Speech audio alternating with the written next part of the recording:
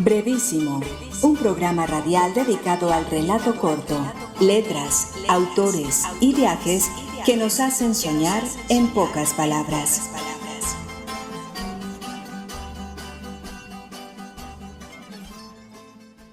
Hola, bienvenidos a una nueva emisión de Brevísimo, un programa dedicado a las formas breves de la literatura. Yo soy Mauricio Montoya y le doy la bienvenida a mis compañeros de mesa, Andrea Montoya, César Paredes, Norbey Echeverry, Zairo Anillo, Andrés Zapata y Edwin Solórzano.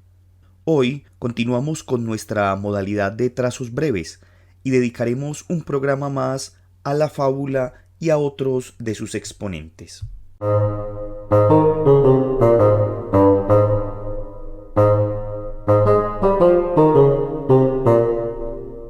El pollo y los dos gallos, de Tomás de Iriarte. Un gallo presumido, de luchador valiente, a un pollo algo crecido, no sé por qué accidente, tuvieron sus palabras, de manera que armaron una brava pelotera. Dióse el pollo tal maña, que sacudió a mi gallo lindamente, quedando ya por suya la campaña. Y el vencido sultán de aquel serrallo dijo, cuando el contrario no lo oía: con el tiempo no será mal gallo, el pobrecillo es mozo todavía. Jamás volvió a meterse con el pollo, mas en otra ocasión, por cierto embrollo, teniendo un choque con un gallo anciano, guerrero veterano, apenas le quedó pluma ni cresta, y dijo al retirarse de la fiesta: si no mirara que es un pobre viejo, pero chochea y por piedad le dejo. Quien se meta en contienda verbigracia de asunto literario, a los años no atienda, sino a la habilidad de su adversario. No ha de considerarse en un autor la edad, sino el talento.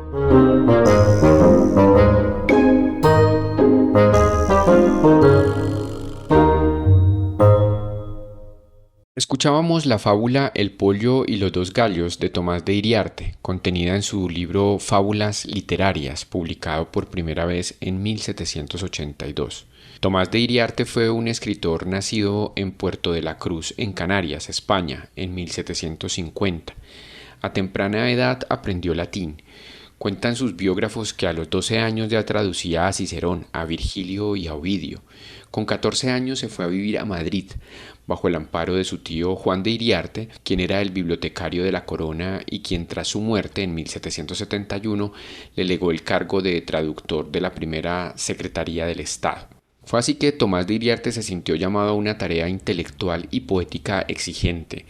En 1770 intervino en el proceso de reforma del teatro con su obra Hacer que hacemos. Y es que este escritor fue un claro ejemplo de la Ilustración y sus preocupaciones por la creación artística, que no se limitaba exclusivamente a las cuestiones de la literatura. De ahí que en 1777 tradujera el Arte Poética de Horacio y en 1780 dedicara atención al arte musical en su poema didascálico La música. Debido a su espíritu crítico del anquilosamiento intelectual del que culpaba especialmente a una iglesia decadente, el Santo Oficio le abrió una causa en 1779 por abjuración de levi o sospecha de herejía, de la que resultó absuelto sin mayor castigo que la imposición de algunas prácticas piadosas, como rezar a sentencia. Tomás de Iriarte fue una pluma combativa y polémica.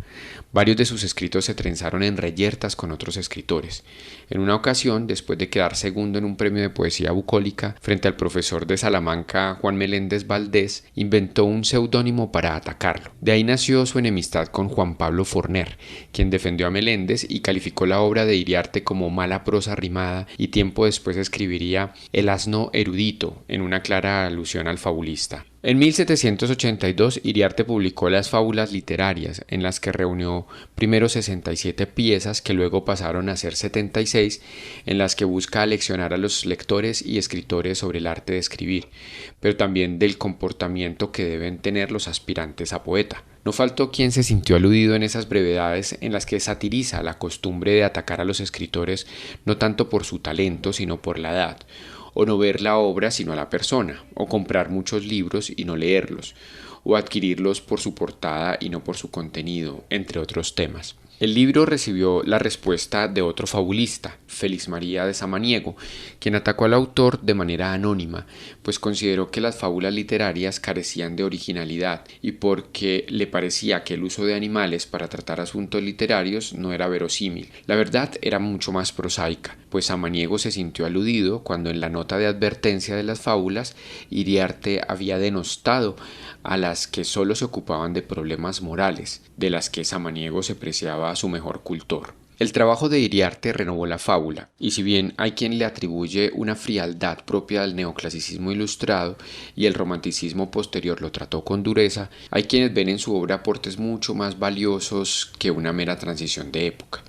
Dice Ángel Luis Prieto de Paula que las fábulas literarias están marcadas por una inclinación docente y una vena satírica, notas características de la poesía de Iriarte. Y en eso Iriarte era un fiel seguidor de la tradicional visión de Horacio, para quien la enseñanza debe procurar no solo la utilidad, sino también la dulzura. Las fábulas literarias son su obra más reconocida. En ellas se condensa un muestrario rítmico de 40 tipos de verso, con lo que busca, según el propio Iriarte dice, llamar la atención de los jóvenes que los lean y se inclinen al arte métrica castellana.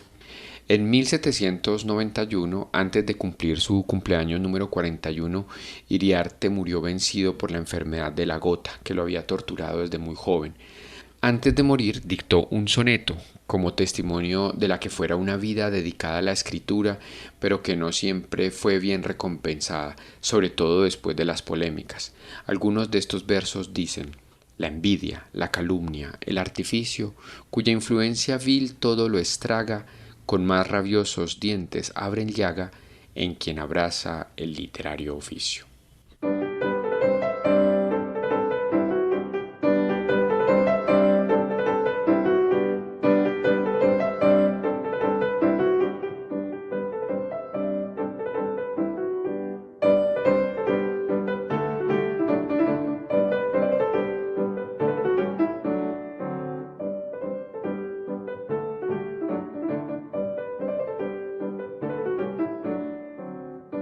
En la rama de un árbol, bien ufano y contento, con un queso en el pico, estaba el señor Cuervo.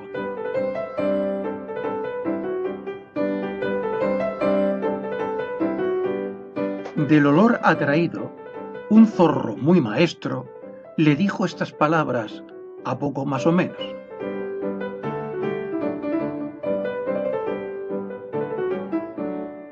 Tenga usted buenos días, señor Cuervo, mi dueño. Vaya que estáis donoso, mono, lindo en extremo.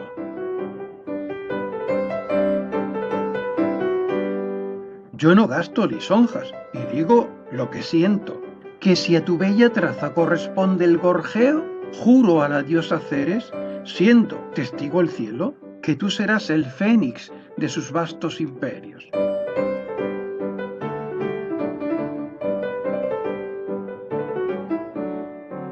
Al oír un discurso tan dulce y halagüeño, de vanidad llevado, quiso cantar el cuervo.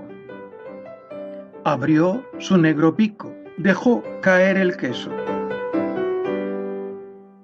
El muy astuto zorro, después de haberle preso, le dijo: Señor bobo, pues sin otro alimento quedáis, con alabanzas tan hinchado y repleto, digerid las lisonjas, mientras yo como el queso. Quien oye aduladores, nunca espere otro premio.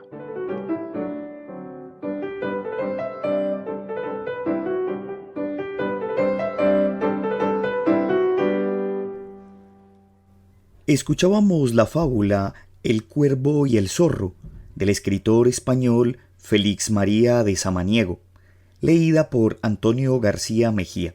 Hay que decir que esta fábula es en esencia original de Esopo, pero Samaniego la reescribió en forma de verso y cambió algunos elementos, pues en la fábula original el cuervo deja caer de su boca un trozo de carne que había robado minutos antes a unos pastores, mientras que en la versión de Samaniego los pastores no aparecen y lo que tiene el cuervo en su pico es un pedazo de queso y no de carne.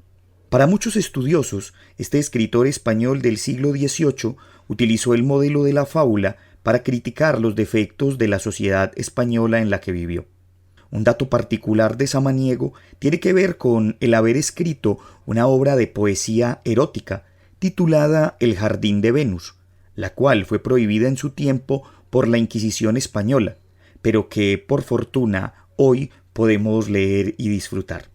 Finalmente, hay que decir que en España se lleva a cabo un concurso de fábulas titulado Recordando a Samaniego.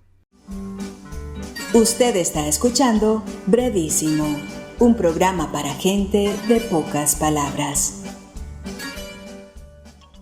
El escritor norteamericano Ambrose Bierce, del que ya hemos tenido ocasión de hablar en este programa, para dar a conocer su diccionario del diablo y también para hablar en cierta medida de sus fábulas, vuelve hoy a Brevísimo para que podamos conocer un poco más sobre su trabajo titulado Fábulas fantásticas.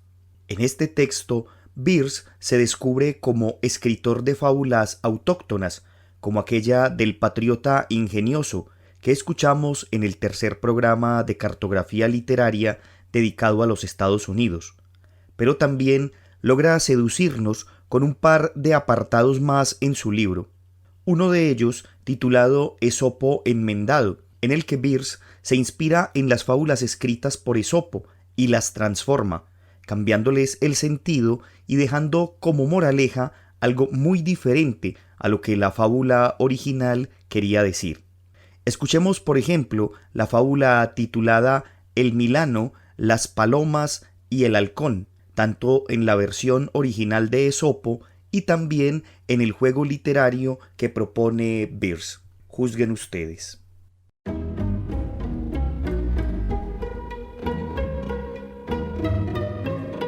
Las palomas, el Milano y el halcón, de Esopo. Unas palomas, aterrorizadas por la presencia de un Milano, llamaron al halcón para que las defendiera. Inmediatamente, él aceptó.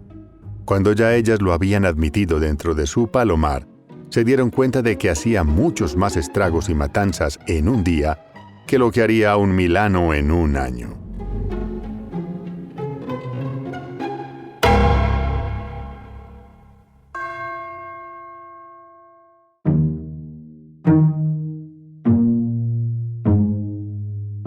El Milano, las palomas y el halcón, de Ambrose Bierce. Unas palomas amenazadas por un Milano pidieron a un halcón que las defendiera. El halcón aceptó y tras ser recibido en el corral, esperó al Milano. Al llegar este se le echó encima y lo devoró. Cuando estuvo tan saciado que apenas podía moverse, las agradecidas palomas le arrancaron los ojos.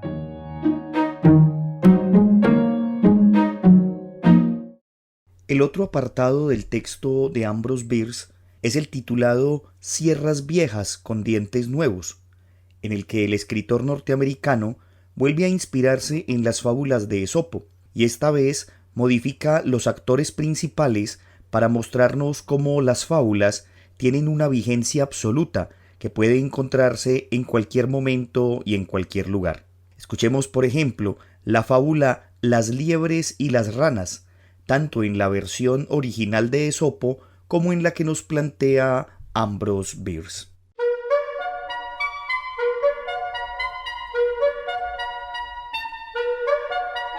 Las liebres y las ranas, de Esopo. Se reunieron un día las liebres y se lamentaban entre sí de llevar una vida tan precaria y temerosa, pues, en efecto, no eran víctimas de los hombres, de los perros, de las águilas y de otros muchos animales. Más valía morir de una vez que vivir en el terror. Tomada esta resolución, se lanzaron todas al mismo tiempo a un estanque para morir ahogadas. Pero las ranas que estaban sentadas alrededor del estanque, en cuanto oyeron el ruido de su carrera, saltaron asustadas al agua. Entonces, una de las liebres, la que parecía más inteligente que las demás, dijo: «¡Alto, compañeras! No hay que apurarse tanto, pues ya veis que aún hay otros más miedosos que nosotras».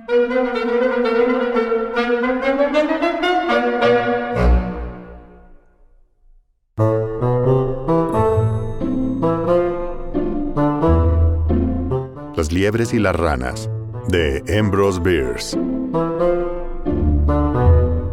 Al enterarse de que eran los peores ladrones del mundo, los miembros de la Asamblea Legislativa decidieron suicidarse. Compraron mortajas y las pusieron en un sitio adecuado mientras se preparaban para degollarse. Cuando estaban afilando los cuchillos, unos vagabundos que pasaban por el lugar robaron las mortajas. «¡Vivamos, amigos!», dijo uno de los legisladores a los demás. «El mundo es mejor de lo que pensábamos. Hay en él peores ladrones que nosotros».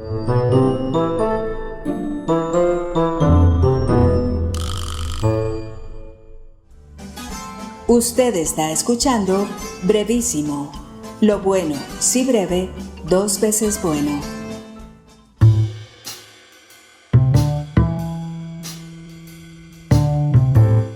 La cucaracha soñadora, de Augusto Monterroso. Érase una vez una cucaracha llamada Gregorio Samsa, que soñaba que era una cucaracha llamada Franz Kafka, que soñaba que era un escritor que escribía acerca de un empleado llamado Gregorio Samsa, que soñaba que era una cucaracha.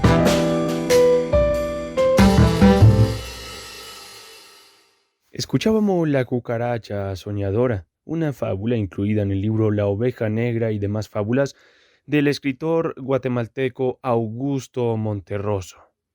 Bien, Augusto Monterroso nació en Honduras, en Tegucigalpa, en 1921 y falleció en Ciudad de México en 2003.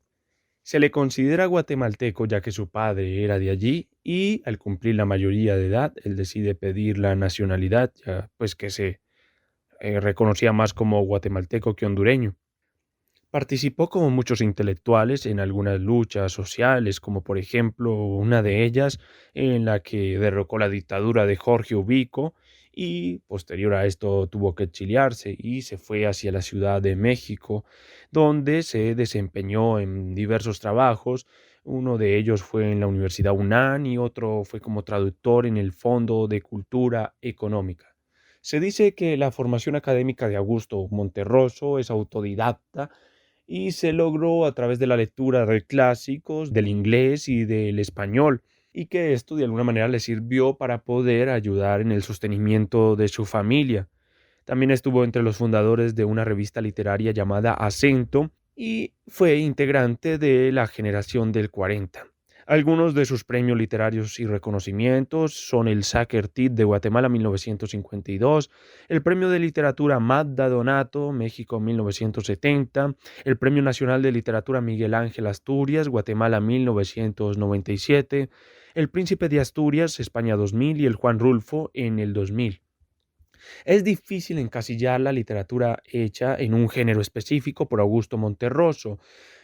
Algunos la dan como fábulas, otros como ensayo, otros como relatos breves y otros en géneros tradicionales como el aforismo también. Lo que hace Augusto Monterroso en la literatura guatemalteca es una gran innovación en el siglo XX y se le resalta la calidad de ironía con un humor demasiado fino en sus relatos. Los títulos que publicó Augusto Monterroso son El concierto y el eclipse de 1947, Uno de cada tres y el centenario 1952, Obras completas y otros cuentos 1959, La oveja negra y demás fábulas 1969, Movimiento perpetuo 1969, Animales y hombres 1971, Antología personal 1975, Lo demás es silencio 1978, Las ilusiones perdidas 1985, Esa fauna 1992 o La vaca 1998. Pues bien, hoy vamos a hablar del libro La oveja negra y demás fábulas. Es un libro demasiado corto, se puede leer en promedio en una hora se puede leer este libro, que fue publicado en la Ciudad de México y su primera edición estuvo a cargo de la editorial Ediciones Era.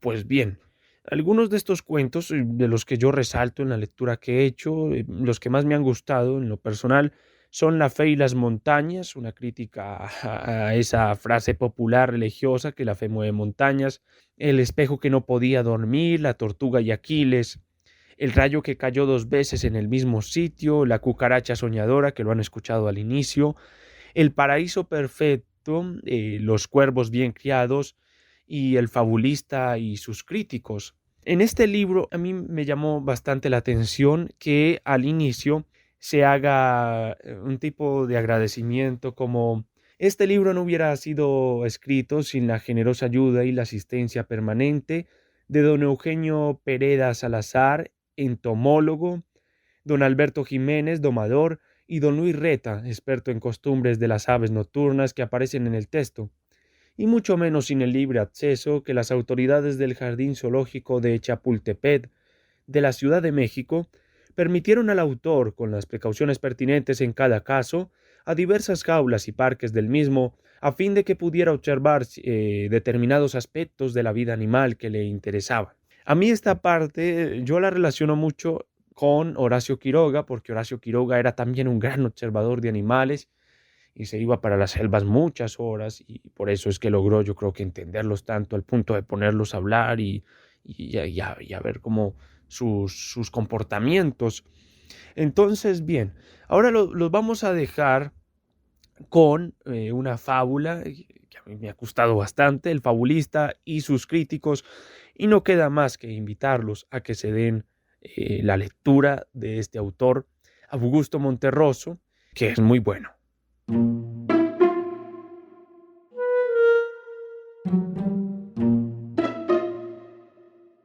El fabulista y sus críticos, de Augusto Monterroso. En la selva vivía hace mucho tiempo un fabulista cuyos criticados se reunieron un día y lo visitaron para quejarse de él, fingiendo alegremente que no hablaban por ellos, sino por otros, sobre la base de que sus críticas no nacían de la buena intención, sino del odio. Como él estuvo de acuerdo, ellos se retiraron corridos, como la vez que la cigarra se decidió y dijo a la hormiga todo lo que tenía que decirle.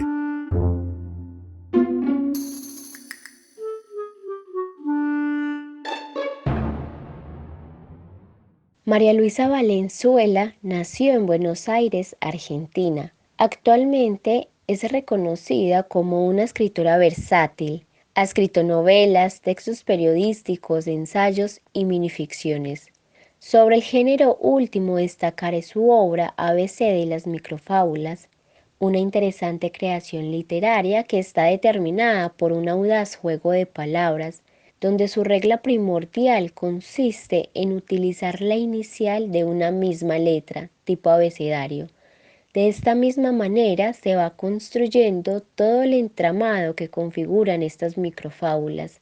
Sus letras dan vida al mundo animal, por ello se le ha clasificado también como una especie de bestiario. Este proceso de creación dio a la autora el descubrimiento de un mundo sensible que se le iba develando de una manera particular a través de una composición de palabras hermanadas, otorgándole cierta cadencia y ritmo, una cuestión poco usual en la estructura de estas minificciones. Hay quienes a menudo relacionan este estilo de narrativa con los trabalenguas, aunque a diferencia de estos, estas microfábulas, más allá de parecer difíciles de leer, refieren cierto grado de complejidad en lo que respecta a su lectura y entendimiento. La obra construye escenarios diversos y laberínticos frente a lo que concierne su propia comprensión, en tanto que muchas de las palabras allí utilizadas podrían parecer desconocidas para el lector. No obstante, la obra se vale de un glosario que permite orientarnos en función de dilucidar y ayudarnos a comprender esos sentidos que no se captan directamente en las lecturas de las microfábulas, las cuales están atravesadas por la crítica implícita y la mordacidad con la que Valenzuela se desenvuelve en su vasto mundo del lenguaje. Las moralejas que acompañan cada una de las microfábulas reflejan múltiples paradojas que en ocasiones generan una especie de encuentro sorpresivo, en tanto concluyen con determinante arrojo la significación de cada una de las microfábulas. Así pues, les invito a escuchar la microfábula iniciada en la letra G, la cual hace referencia a los gorilas para señalar los miembros de la ultraderecha, una concepción política que engloba prácticas bárbaras. Asimismo, podrían encontrar en este glosario otros significados que insisten en defenestrar dichas prácticas en el escenario de lo político. Recordemos que el estilo satírico de alguna de estas minificciones, en especial de la que escucharemos a continuación, han servido en el mundo de la literatura universal como una forma de denuncia social que permite pensar la necesidad de otras posibilidades, tan propicio para la coyuntura sociopolítica a la que asistimos en nuestro contexto actual.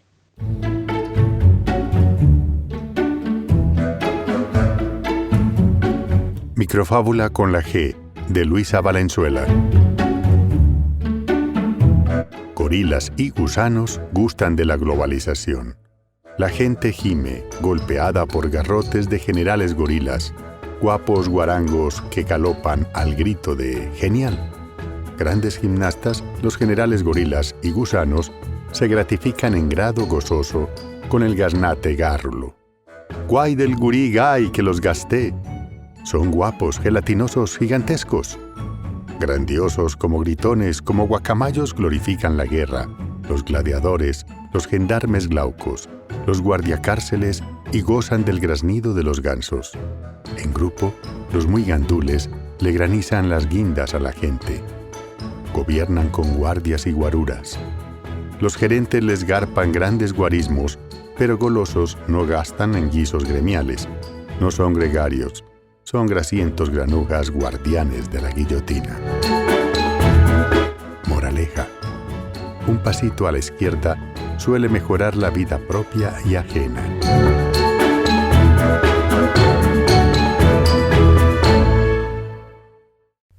Con esto entonces terminamos nuestro programa del día de hoy. Agradezco a quienes me acompañaron en la mesa. Un agradecimiento especial a Edwin Solórzano, quien desde el estudio de voces Alas, Volamos tu imaginación, nos aportó con una serie de fábulas ambientadas. Pueden escuchar los trabajos de Edwin en el podcast Al Aire, Crónicas, Cuentos y Relatos. Agradecemos también a la Universidad Nacional por este espacio que nos brinda, a Jorge Benjumea en el máster, y a ustedes los esperamos para una nueva emisión de Brevísimo. Hasta pronto.